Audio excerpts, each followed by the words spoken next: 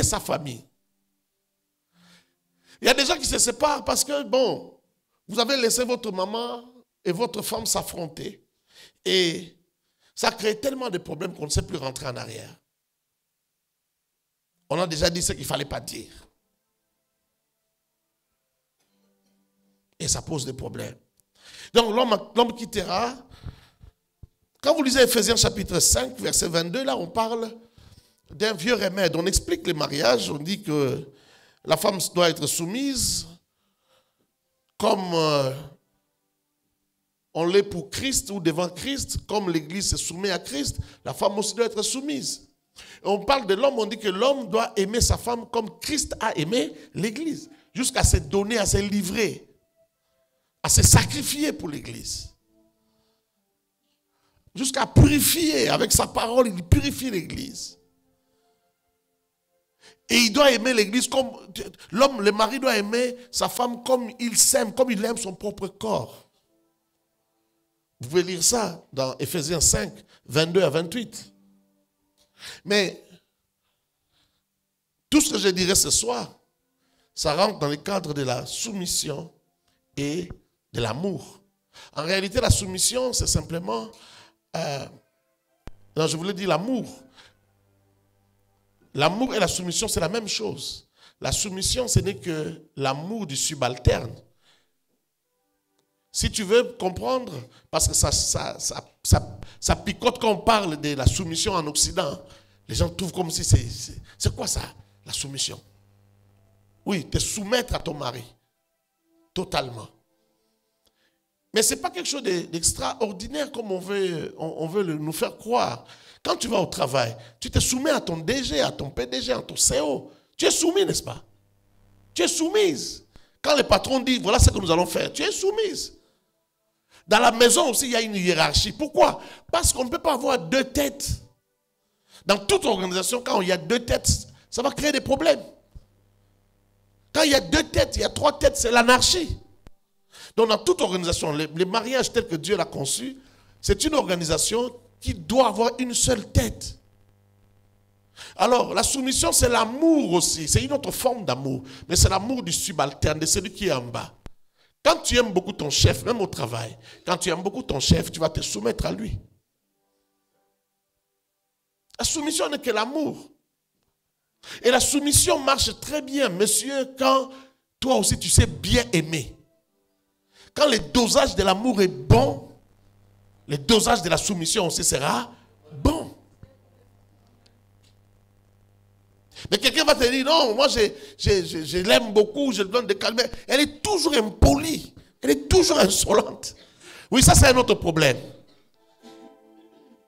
Ça veut dire qu'elle n'est pas spécialement insoumise juste par rapport à toi, mais elle a eu un certain problème dans son caractère. Et ça, c'est quelque chose que tu devrais être capable de voir quand vous étiez fiancés.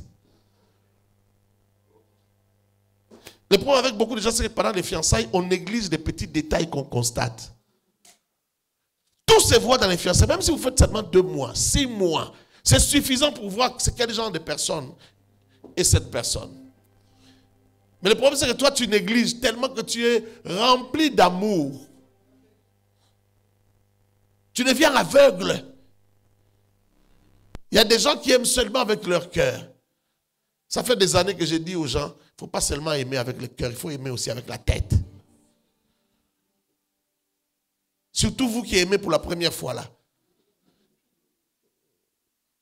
C'est un peu comme l'histoire que je racontais hier de la fille de 17 ans. Vous qui aimez pour la première fois là, vous donnez tout votre cœur, on va vous percer le cœur là. Il ne faut pas donner tout le cœur comme ça. Il ne faut pas donner tout le cœur jusqu'à devenir aveugle. Nous, quand on était fiancés, moi et ma femme, quand son papa, quand c'est devenu officiel, son papa lui disait, écoute, il lui posait la question, est-ce que tu vas chez les Timothée? Il dit oui. Est-ce que tu vois comment il mange? D'abord, est-ce qu'il mange à table? Elle dit oui. Alors, ça se passe comment? Raconte-moi un peu. Elle raconte à son père, il dit, ok, ça va, c'est bon. Mais il faut continuer à observer comment il mange. Il faut continuer à observer comment il parle avec ses sœurs et ses frères. Il est l'aîné. Et puis surtout, regarde comment il parle avec sa maman. Et tu sauras comment il te parlera. Est-ce que je parle à quelqu'un? Donc vous n'avez pas besoin de beaucoup de temps, de beaucoup de séances pour comprendre comment sera votre foyer. Mon beau-père est reconnu comme quelqu'un de très compliqué. Aujourd'hui, il a plus de 83 ans.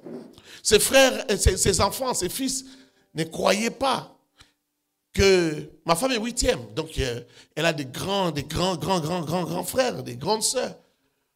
Quand ils se retrouvaient en famille pour la réunion, on ne mettait pas les sujets de notre mariage à table. Les projets de notre mariage, on disait toujours, oh, bon, ça, on laisse tomber. Hein, là, ça, on va... De toute manière, c'est la première fois que tu ramènes quelqu'un. Apparemment, c'est la première fois que tu aimes. Donc, tu prends ça trop au sérieux, mais cette histoire-là ne passera pas. On pensait toujours que c'est papa qui aurait un problème avec notre histoire. Mais ils étaient surpris quand moi-même je suis allé chercher mon beau-père. J'ai jeûné, j'ai prié, je suis allé le voir. Ce jour-là même, j'étais en jeûne et prière. C'est un pasteur adventiste. Je suis allé le voir et j'ai dit à son fils, va dire à papa que j'aimerais lui parler. Il va voir papa. Papa a dit, ok, qu'il te parle, tu viens me dire. J'ai dit, je vais épouser votre soeur. Maintenant, là, je vais épouser. Il me renvoie encore les frères pour me dire, maintenant, un avenir très proche, parce qu'elle, elle doit partir. Est-ce qu'un avenir très proche? J'ai dit, oui, très proche. Moi aussi, je devais partir, étudier quelque part. J'arrête ce projet-là. Elle aussi veut partir. Si elle peut aussi arrêter, qu'on se marie d'abord. Et puis, on va aller ensemble. Et c'est ça qui s'est passé. Voici ce que mon beau-père a dit à son fils, le 7e. Il lui a dit ceci. Comment toi tu trouves? Comment tu trouves Timothée? Il dit, bon, je le trouve un garçon bien. Mon beau-père dit, oui, moi aussi. S'il est comme je pense, comme je vois, quand je l'observe, leur mariage sera un jardin de paix et de bonheur. Parfois, quand je pense à mon beau-père, je me dis, je n'ai pas droit à l'erreur. Il a tellement cru en moi. Le jour qu'il a réuni ses autres enfants pour leur dire qu'on doit préparer le mariage de Timothée et de Gloria, j'ai reçu les papas de Timothée, on a parlé. Ils étaient choqués. On va préparer le mariage. Ce qu'ils ne prenaient pas au sérieux là, c'était devenu sérieux. Et dans 2-3 mois après, on s'est mariés. Est-ce que je parle à quelqu'un? Est-ce que je parle à quelqu'un? L'amour et la soumission, c'est un vieux remède, mais c'est aussi pour une vieille institution. Le mariage est une vieille institution, il faut utiliser les vieux remèdes. Il faut utiliser la notice du fabricant. C'est lui qui a créé les mariages, qui a institué les mariages, c'est Dieu. Il vous a donné une notice. Si vous appliquez ça, ça marche. C'est bon? C'est bon? Voilà. J'ai pris déjà beaucoup de temps. Alors, juste à l'introduction, j'ai quelques 4-5 points, je vais essayer d'y aller rapidement pour te laisser le temps de me poser des questions. La première chose pour moi qu'il faut pour réussir son mariage, c'est la crainte de Dieu. Quand je dis crainte de Dieu, je parle de la connaissance de Dieu. Être en Christ, tous les deux. Si vous avez la même foi, vous êtes partis pour réussir. Je ne dis pas que c'est la garantie de tout, mais c'est déjà la base. C'est le socle. Ayez la même foi. Ne va pas épouser quelqu'un qui ne croit pas aux mêmes choses que toi.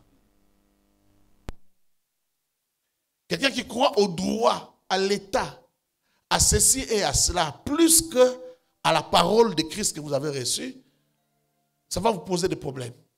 Ça va vous créer des problèmes. Croyez aux mêmes choses. Ayez la même foi. Ça peut être quelqu'un d'une autre église. Mais une église qui confesse la même foi que toi. Pas une église qui dit que le Créateur habite à Kamba. Mais vous aurez des problèmes. Est-ce que je parle à quelqu'un? Parce que dans ta conception en toi, tu ne peux pas concevoir que le Créateur ait une date de naissance et une date de décès. Et puis qu'il vive jusqu'à ce que le vrai Créateur va décider. Donc lui-même ne connaît pas la date de sa mort. Et puis lui-même peut se plaindre et dire, ah, ben on enseigne, mais les gens ne changent pas. Après demain, il mange les produits de Limbondo, comme on dit, et ça lui crée des problèmes. Il recourt aussi aux aspirines, aux médicaments comme tout le monde. Si ta femme croit qu'une telle personne est Dieu, toi tu crois que Dieu c'est le créateur, c'est lui qui est dans les cieux. Vous ne voyez pas qu'il y a un problème? Il arrivera toujours un jour dans votre couple où vous allez vous tirailler, vous n'aurez pas de solution. Et la troisième personne qui viendra pour vous aider sera de quel côté? Il devra choisir son côté par rapport à la croyance. Vous devez avoir la même foi. Ça, c'est très important. Les mêmes socles. Vous devez avoir les mêmes socles, les mêmes croyances. Et si vous êtes encore célibataire, vous avez une avance, vous avez un avantage par rapport aux autres, par rapport aux mariés, parce que les mariés n'ont plus le choix. Mais si vous êtes célibataire, vous êtes avantagé. C'est le moment de choisir. Ne choisissez pas n'importe qui. Je parle à quelqu'un? Vous aurez trop de problèmes. Même quand Dieu vous dira, prends ce véhicule, va donner à Dieu. Tu es sûr que Dieu t'a parlé. Mais tu vis avec quelqu'un qui ne croit pas en ça. Ça va te bloquer la vie. Ça va te bloquer l'avenir. Ça va bloquer l'avancement de votre couple. Parce qu'il y a des bénédictions qui ne sont attachées qu'à ça. À l'instruction que Dieu t'a donnée. Dieu peut te dire une autre chose. Même des banales, apparemment banales. Parfois les instructions sont illogiques. Quand Dieu donne des instructions, parfois c'est illogique. Est-ce que je parle à quelqu'un? Parfois c'est illogique. Dieu n'est pas dans notre logique à nous. La Bible dit que la sagesse de Dieu est une folie pour les hommes. Pour la sagesse des hommes, c'est une folie. Quand Dieu dit à Gédéon, faites sonner la trompette, cassez les cruches, soulevez le flambeau, dites pour l'Éternel et pour Gédéon. Et les ennemis se mettent à s'entretuer entre eux. Les 300 hommes qui ont accompagné Gédéon n'ont pas combattu. Il a juste obéi à une instruction et Dieu lui a donné la victoire. D'abord, comment il s'est levé, il est parti. Comment il a accepté de rester avec 300 hommes, aller affronter une armée de plus de 40 000 hommes? Comment tu peux affronter une armée de plus de 40 000 hommes avec 300 hommes? Divisés en 3 colonnes. Dans aucune académie militaire, on peut enseigner ça. Aucune. Et dans aucune académie militaire, on peut enseigner, on peut donner un cours comme ça, des stratégies militaires, où vous venez avec la cruche. Ce n'est pas une arme, la cruche. Le flambeau, ce n'est pas une arme. La trompette non plus n'est pas une arme. Les autres ont des épées, ils ont des chars, ils ont ceci et cela. C'est comme ça que Dieu donne des instructions. Mais dans ces instructions se trouvent des miracles. Dieu peut te parler sur tes enfants. Ton mari ou ta femme ne comprend pas ces choses. Il va te dire, ah, laisse ma fille tranquille. Pourtant, l'instruction que tu donnes sur l'enfant là, c'est ce que Dieu veut faire avec l'enfant pour son avenir. C'est la grandeur, c'est la bénédiction de Dieu. C'est la visitation de Dieu pour votre famille. Nous sommes des familles chrétiennes, n'est-ce pas? Est-ce que tu sais qu'en tant que famille chrétienne, c'est là où Dieu a plus de plaisir à envoyer des généraux de son armée pour les générations futures. Dieu vient passer dans ta lignée à cause de ce qui s'est déjà passé, ce qu'il a déjà planté. Toutes les délivrances qui se sont déjà passées dans ta vie, il peut envoyer des gens là-bas parce que dans cette lignée-là, la victoire est plus facile. Je ne sais pas si quelqu'un me comprend. La victoire est plus facile. Quelqu'un qui sortira de toi, s'il est de la deuxième, de la troisième, 4 générations après toi, ça dit c'est une race qui a été nettoyée, purifiée, préparée, arrangée, fortifiée, équipée pour de grandes victoires. Toi, tu t'es battu à ton niveau, tu t'es débarrassé des traditions, de la vaine manière de vivre héritée de tes parents, tu t'es arrangé, tu as enseigné mieux à tes enfants. Tes enfants aussi vont enseigner mieux encore à leurs enfants. Donc c'est la liberté, la gloire, la présence de Dieu. Le royaume des cieux sur terre. C'est à ça que ça sert les familles chrétiennes. Est-ce que je parle à quelqu'un? Alors, c'est très important que tu comprennes cela. La crainte de Dieu, c'est le socle. Prépare tes questions, je vais répondre à tes questions. Il faut avoir les mêmes limites. Vous voyez, quand vous avez les mêmes socles, vous aurez les mêmes limites. On ne peut pas aller au-delà de ça. Non, non, non, ça on ne peut pas faire. On ne peut pas voler Dieu. Même si c'est la dîme d'un des comptes final, non, on ne peut pas toucher. On peut pas toucher. Vous avez les limites. Vous avez des limites. Vous avez les mêmes limites. Et vous avez le même respect des principes.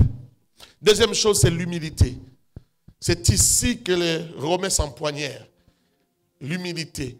Beaucoup de mariages souffrent du manque d'humilité.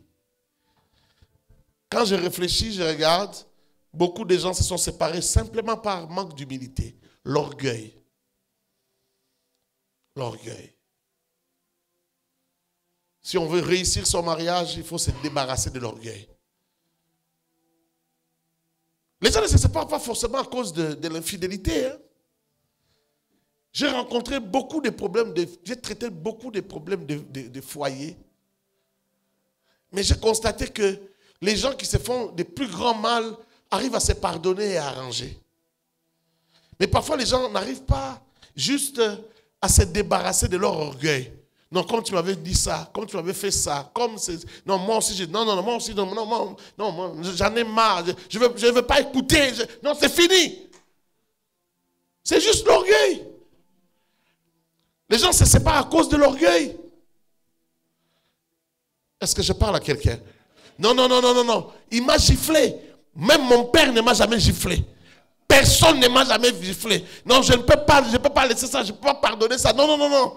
Non, non, non, non. Il a osé porter la main sur moi. Non, c'est fini. Je ne peux pas écouter. Même si l'homme demande pardon, comment il s'agénue. Non, non, non, non, non, c'est fini. Oh non, il a déjà atteint, il a atteint tel seuil, il a dépassé ce seuil-là. Il a dit ça.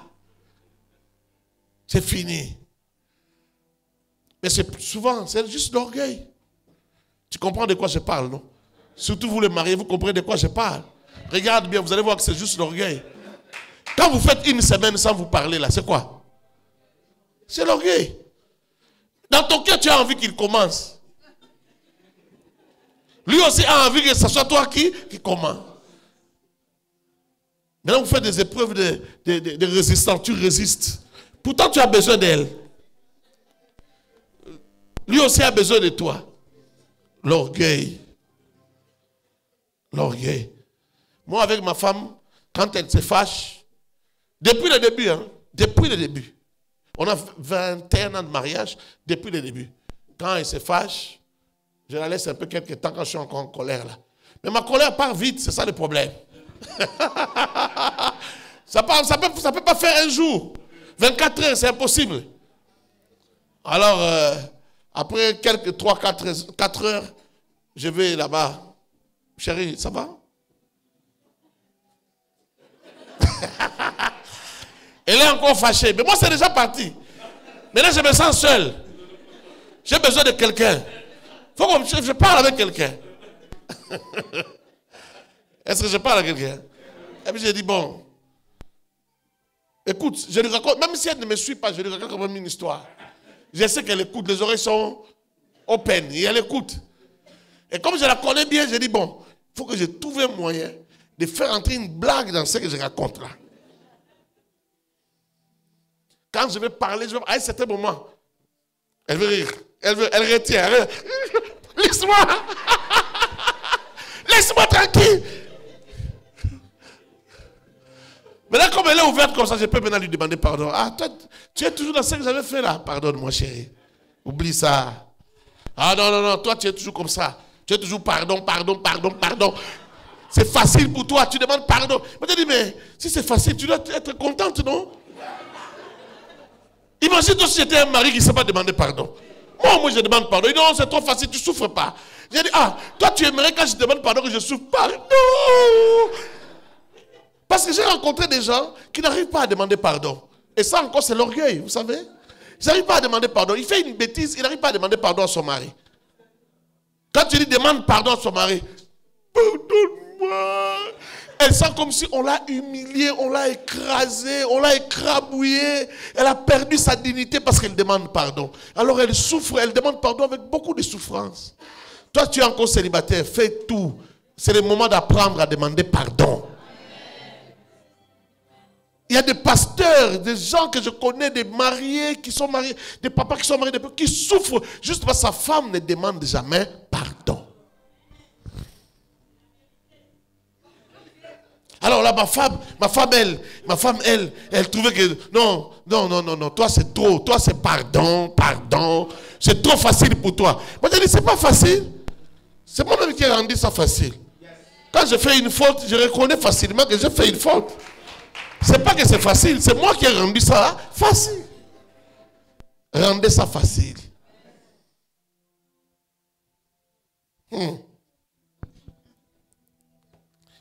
L'humilité, j'insiste, j'espère que vous aurez des questions là-dessus. Dans l'humilité, il faut comprendre qu'il faut être prêt à faire des concessions, et des concessions continuelles. Quand on se marie pas pour rester ce qu'on a toujours été. Oh non, tu ne me changeras pas. Moi, j'ai toujours été comme ça, même mon père sait, ma mère sait. Donc, quand on se marie, tu dois changer. C'est-à-dire qu'à un certain moment, ton père ne doit plus trop te reconnaître, ta mère, parce que maintenant, tu affrontes d'autres réalités, et ces réalités doivent te changer. Vous savez, quand vous êtes fiancés, vous n'affrontez pas les factures et tout ça ensemble. Mais quand vous vous mariez, vous affrontez certaines réalités comme les factures, les taxes, je ne sais pas, les impôts ou quoi, telles que ça vous change. Ça prend la grande partie de vos causeries. Ça vous change. Et souvent, ça affecte même les relations, surtout en Europe ici. Les gens divorcent beaucoup à cause de ça. À cause de l'argent. Les gens divorcent beaucoup. Et vous devez apprendre à rester soudés face à toutes ces réalités qui viennent vers vous. Ces réalités ne doivent pas vous changer. C'est vous qui devez changer entre vous pour affronter ces réalités-là. Est-ce que je parle à quelqu'un? Alors ça demande des concessions. Oh non, moi je n'aime jamais ça. Moi je ne peux pas faire ceci. Moi je ne peux pas manger ceci. Tu dois changer. Adapte-toi. Va un peu vers ta femme. Que ta femme aussi vienne vers toi. Si tu n'es pas prêt à faire des conseils. Oh non, moi une femme ne peut pas me parler comme ça. Ah, papa. Tu vas divorcer, oh. Oh non, moi une femme, chez nous, une femme ne parle pas comme ça. Tu es debout, moi je suis assis. Ah. Il faut s'acclimater. Il faut s'acclimater, il faut faire des concessions. Accepte d'abord l'inacceptable. Et puis ça va, l'équilibre va venir avec le temps. Est-ce que je parle à quelqu'un? Frère, quand tu vois les gens réussir dans les mariages, il ne faut pas penser que c'est plus facile pour eux. Quand tu vois qu'un homme qui dure dans son mariage, tu dis non, c'est parce que sa femme, elle est mieux. Qu'est-ce que tu en sais? Tu vois une femme qui reste dans son mariage, tu dis non, c'est parce que lui, il a trouvé un bon mari. Qui t'a dit? Tu vois Timothée prêcher là comme ça, tu dis ah, lui, c'est un bon mari. Qui t'a dit ça? Comment tu le sais? Parce que je suis pasteur. Être pasteur ne garantit pas le fait d'être un bon mari. Hein? Parce qu'un pasteur peut prêcher 4 livres de la Bible, il laisse les autres livres. Hein? Est-ce que je parle à quelqu'un? Et avec un ministère puissant, glorieux, mais il se limite toujours dans certains versets. Quand il s'agit des autres versets, il te dit chez nous, ça ne se passe pas comme ça. Et puis, pour percer même la pensée de la Bible, afin de vivre heureux dans son mariage, ce n'est pas donné à tout le monde. Ça demande beaucoup de concessions. Ça dit, il faut qu'à un certain moment, que les gens te disent, toi, tu n'es pas vraiment un homme. Et pourtant, tu es un homme. Quand les gens disent, tu n'es pas vraiment un homme, on marche sur toi. Ça veut dire quoi? Parce que je suis tolérant. Mais c'est être tolérant qui fait de moi un homme. Ça fait de moi un grand esprit. J'avale, j'absorbe. Les petites choses, j'absorbe ça. Je laisse le temps au temps. Il y a un jour, je vais lui dire, maman, est-ce que tu sais qu'à chaque fois que tu parles comme ça, c'est humiliant. Un homme normal ne peut pas supporter ça. Mais regarde-moi, je t'ai supporté parce que j'ai compris que il y avait un problème. Je t'ai laissé le temps de comprendre. Et si c'est pourquoi il faut avoir le socle de la foi chrétienne. Si c'est un enfant de Dieu véritable, à un certain moment, elle va dire, moi, ma femme m'a déjà fait asseoir pour me dire, merci chérie, merci pour tout. J'ai dit, pourquoi? À l'occasion de rien, tu me dis merci. Il dit, non, je réalise quel genre de personne j'étais quand on s'est marié. Quand je regarde en arrière, et ce que je comprends aujourd'hui, toi tu as supporté tout ça. Tu as supporté tout ça. Non, tu es un cadeau du ciel. Tu es un cadeau du ciel. Il me dit, aujourd'hui je comprends que même mon mariage il y avait comme des réclamations. Il fallait que je sorte de ce mariage. Mais tu m'as supporté. Alors que je voulais sortir, toi tu m'as gardé dedans.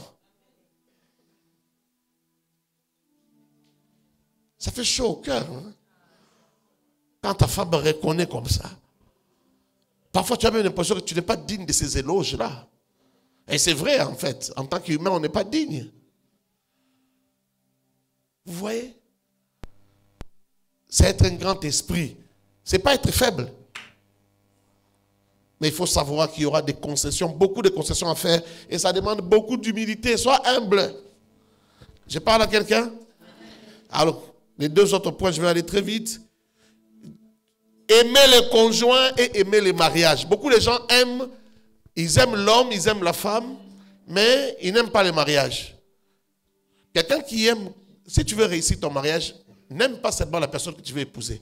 Aime aussi l'institution, aime aussi le mariage et la beauté du mariage. C'est ça qui va faire que tu restes longtemps dedans. Il y a des gens, quand ça ne va pas, il est prêt à partir. Non, on va casser ça. Mais il y en a aussi qui disent, je ne divorcerai jamais. Moi, je ne serai jamais un ex-marié. C'est un avantage. Ça aide beaucoup. Je sais que le mariage peut tuer. Ce n'est pas dans tous les cas qu'on est forcément obligé de rester. Mais, dans un premier temps, dis-toi, je ne quitterai jamais ma femme. Je ne quitterai jamais mon mari. Quelqu'un me comprend? Quelqu'un me comprend? Donc, il faut aimer le mariage. Si vous voulez réussir le mariage, il faut aimer le mariage. Quelqu'un qui aime le mariage dit, 1, je ne peux pas divorcer. 2, je ne peux pas être infidèle. 3, je ne peux pas trahir. Je ne peux pas trahir cette femme. Je ne peux pas trahir cet homme. 4, je fais confiance à mon conjoint. Je fais confiance à ma femme. Je fais confiance à mon mari. Même si on me raconte des histoires, même si je vois, ce n'est pas très clair, je lui fais confiance. Je fais confiance à son jugement. Je fais confiance à tout ce qu'elle est ou tout ce qu'il est. 5, quand on aime le mariage, on évite les blessures. On évite de blesser, mais on évite aussi d'être blessé. Quand quelque chose arrive, on banalise. On ne garde pas dans le cœur. On ne garde pas des trous béants, des plaies béantes dans le cœur. Oh non, tu sais, ce jour-là, il y a 17 ans, sous la pluie. Notre fille avait encore 2 ans. Tu sais ce que tu m'as dit? Tu sais quel genre d'injures tu as débité de ta bouche? Ça fait 17 ans, maman. Tu n'as pas oublié. C'est comme l'un de mes fils qui m'appelle, il est pasteur, fils dans la foi. Il m'appelle pour me dire, vous nous avez conseillé, on est reparti sur de nouvelles bases, mais ma femme me rappelle toujours mes erreurs du passé. Alors je pose la question à ma femme, dis-moi quel mal je t'ai fait depuis 6 mois, 6 derniers mois. Est-ce que je t'ai fait quelque chose? On nous a reçus à Kinshasa par les parents, on nous a conseillé. Depuis là, tu ne vois même pas que j'ai changé. Donc aujourd'hui, quand la femme fait une bêtise, au lieu de demander pardon pour la bêtise qu'elle vient de faire, elle dit toujours, c'est toi qui m'as abîmé. Je n'étais pas comme ça. Tu as abîmé mon cœur. Tu as détruit mon cœur. Si au moins tu m'avais gardé bien. Maman, demande pardon pour ce que tu viens de faire. Alors son mari dit, mais tu renvoies la faute chez moi. Moi, ça fait déjà 6 mois que je suis rangé là. Je n'ai fait aucune bêtise. Je ne t'ai pas parlé insolemment, je ne t'ai pas parlé impoliment, je te respecte. J'ai fait ce que j'ai compris là qu'il fallait faire. Je sais que je dois faire. Non, toi tu as détruit mon cœur. Le cœur là ne va pas s'arranger.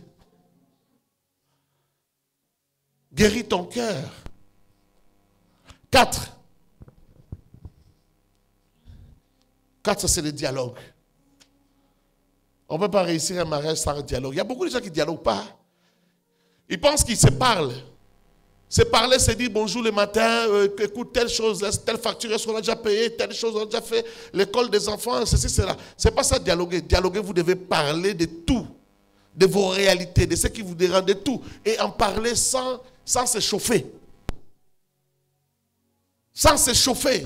Juste parler. Moi, je pense que quand on fait ça, quand on dit ça, moi, toi, ça te dérange, moi, ça ne me dérange pas. Mais je ferai un effort de ne plus parler de telle manière, ça ne va plus te déranger. On parle, on dialogue, on partage et on peut parler de tout. Dans certains foyers, il y a des sujets qu'il ne faut pas ramener. Si tu ramènes ces sujets-là, c'est le feu. C'est très important et c'est ce qui assure la longévité. Les dialogues. Les dialogues doivent passer. Ça doit toujours passer. Vous devez être capable de discuter de n'importe quel sujet. C'est très important. Et la dernière chose, c'est l'héritage. Quand Dieu vous met ensemble, c'est pour créer un héritage. Vos enfants sont un héritage pour l'humanité. Quel genre de personnes vous allez léguer à l'humanité? Quelle qualité de personnes vous allez léguer à l'humanité? Quelle qualité de personnes vous allez donner comme don à l'humanité? Donc le travail que vous faites en tant que mari et femme, c'est un travail aussi d'héritage. Et la qualité de vos enfants, c'est aussi les biens que vous leur laissez. Donc il y a aussi l'héritage, héritage selon le droit. Il y a tout ça. Tout ça, ça fait partie de l'héritage et il faut penser à ça. La qualité de vos enfants montre ou détermine ou ça accuse la qualité du mariage que vous avez eu. Si vos enfants sont de mauvaise qualité, c'est que votre mariage aussi était de mauvaise qualité. Quelqu'un a compris ce que je veux dire? Vous avez des enfants tellement insolents, impolis et tout ça. Des enfants qui n'aiment pas les études, des voyous, des bandits. C'est aussi la qualité de votre mariage. Malheureusement. C'est aussi la qualité de votre mariage. En Afrique, on dit je traduis, on met au monde les enfants, mais on ne met pas au monde le cœur des enfants. Mensonge. Mon père m'a appris que c'est un gros mensonge. C'est ce que mon père m'a appris. Mon père était pasteur aussi. Il m'a appris qu'on met au monde aussi le cœur des enfants.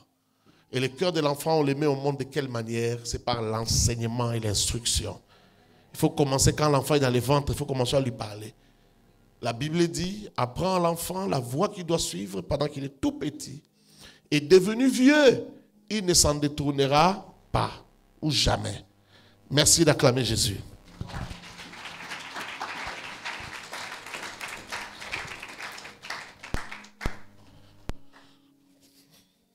On passe directement aux questions, aux offrandes. D'accord. Merci beaucoup, docteur. Est-ce que quelqu'un a été édifié?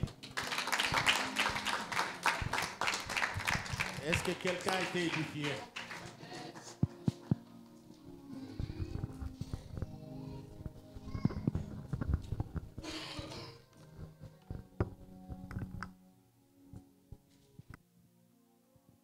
Amen.